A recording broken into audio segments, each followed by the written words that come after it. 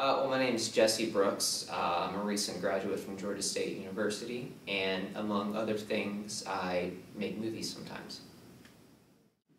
So, what led you to become a filmmaker, Jesse? Like, what was your inspiration? Well, it kind of happened by accident. When I was a freshman, I came here and I wanted to be an English major. But I was kind of forced into signing up for a group of classes at the same time, and the only group of classes open were film classes. So I started taking these classes with other potential film majors, and we made some movies. We made some like internet sketch videos, and I kind of decided that it was way more fun than like reading Chaucer or learning to write novels, which I also like. But it seemed to be a more valuable use of my time. Well, you mentioned some like internet videos and stuff like that. What kind of projects have you been working on lately? Well, lately I've done a few things. One thing I do in my spare time is I edit acting reels for actors that I work with, which is a really good trade-off because they work for me for free and then I make something for them for free, so it's worth their time, and it also kind of helps me build my skill as a video editor.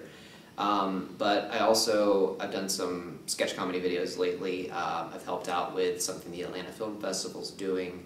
I helped out a friend who produces a show for AIB, which is a religious network in Atlanta. I did some camera work with her. So I've been doing a lot of freelance stuff lately after graduating, and I've been training myself in editing. Well, you mentioned some actors. Anybody any of us would know, or just?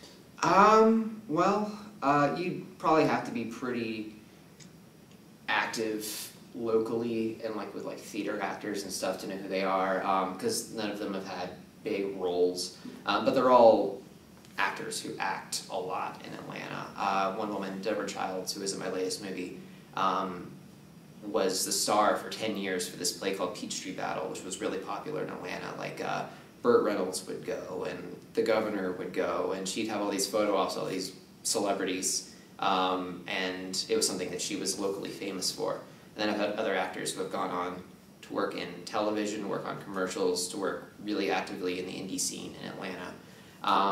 So good people to know, definitely. Yeah. Well, you know, being kind of an amateur filmmaker myself, it's really cool that, you know, so I can see someone else is blossoming in this industry. Do you have anyone, say, not maybe in my shoes, but in a smaller amount of shoes, maybe still in high school, in a video program or something like that? Do you have any advice for basically an upcoming student in the video program?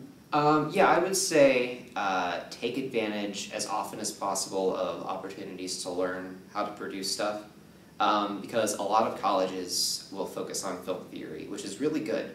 And it's really good to know those things when you end up writing and directing films, so you have influences. But if your school doesn't have classes on how to edit in Final Cut Pro or how to learn Adobe Photoshop or Premiere or After Effects, find that outside of the school and learn it as early on as possible, because it'll make you really useful locally to people who need an editor, people who need a cameraman. You know, learn how to use a DSLR, learn how to work with lights, with audio, and get out there. You know, and if you're in college, work for free where you can. You know, because the experience is really valuable. And then by the time you graduate, you'll have people who say, "Hey, you know, I want to take you onto this commercial and pay you $125 to hold a boom mic." Which, while you're in college, it seems like, why would anyone pay me $100 to hold a boom mic? But yeah, learn as much as you can, as quickly as you can, and have fun with it too, because I don't regret having fun on any shoot that I've done. And I've done shoots where I've had to miss work and work with friends and lose money on it, but it was worth it, because making movies is fun. Well, you mentioned having like an influence, basically. Is there any major directors or anybody locally even that's kind of influenced you in what you do? Yeah, well, on a wide basis, I think the directors or the screenwriters that influenced me the most would be filmmakers like probably Woody Allen and Mel Brooks, because I do comedy a lot, and I like thinking about a situation and overthinking a situation and how funny it is that people overthink or underthink things. I think that's hilarious. And then locally, there are a lot of people who are doing really cool things. Like I helped out on a shoot back in January, and the writer was a guy named Evan Fowler, E-V-A-N Fowler, and he's a local comedian. And this was a hilarious movie about a suicide hotline. So dark subject matter, good Grief Suicide Hotline. If it's out when this is airing, check it out wherever you can. I was a PA on it, and it seems like a hysterical movie. Yeah, there are a lot of people who are doing things in Atlanta that I look up to. Oh, that's good. I mean, it's good to have a lot of influence. Yeah. Okay. Well, I've got this movie coming out, hopefully coming out soon, called Split Decision. It's a comedy with some really good local actors. I shot it at the Highland Tap in Virginia Highlands. It's a comedy about divorce, about a guy who's trying really hard to keep his parents together.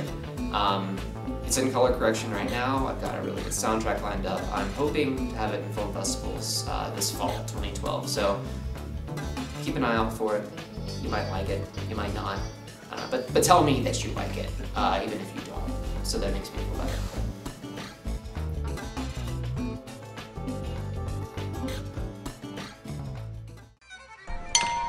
So, how's work? Good. How are you and Dad doing? Oh, okay, I guess. Aside from the divorce thing. Hold on. Doc? Dad, I think if you just tell your mother that if she wants me back, she'll have to remove herself from the sterile machine of corporate death that she whores herself to on a daily basis. You want me to use those exact words? It's like they hit 60 and they turn into toddlers. I'm not doing anything until she gives me my guitar back. Sold and mailed this morning. Dad, you were married for 40 years. What happened? You know that waitress? He needs to drop this new age crap and get his job back. Yeah, it's kind of sad actually. I think it's time we stop, children. What's that sound? Everybody look what's going down. Chris, if your father wants to destroy his life, I am not going down with him. Ooh, the tagliatelle sounds delicious. What are you having?